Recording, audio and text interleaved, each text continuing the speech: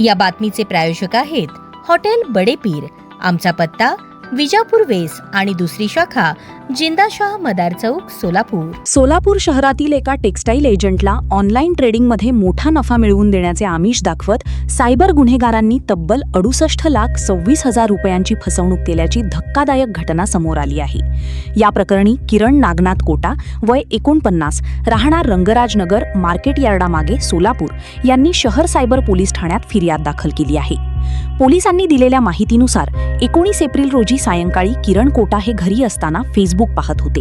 त्यावेळी त्यांना IIFL capital लिमिटेडच्या नावाची जाहिरात दिसली। त्या जाहिरातीवर क्लिक करताच त्यांचा समावेश एका व्हॉट्सॲप ग्रुपमध्ये करण्यात आला। त्या ग्रुपमध्ये आर वेंकटरमण, टीना मल्होत्रा आणि टीना या नावांचे सदस्य ॲडमिन म्हणून सक्रिय होते।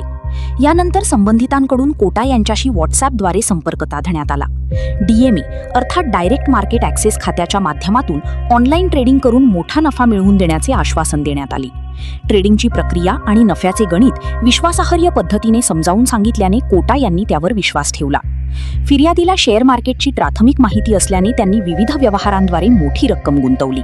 मात्र नंतर आपली फसवणूक झाल्याचे लक्षात आल्यानंतर त्यांनी सायबर पोलिसांकडे धाव घेतली। या प्रकरणाचा तपास शहर गुन्हे शाखेचे वरिष्ठ पोलीस निरीक्षक अरविंद माने यांच्याकडे सोपविण्यात आला असून पोलिसांनी नागरिकांना सोशल मीडियावरील गुंतवणूक जाहिरातींवर विश्वास ठेवताना सावधगिरी बाळगण्याचे आवाहन केले आहे। ताज्या घडामोडीसाठी पाहत रहा लोकराज्य न्यूज मराठी।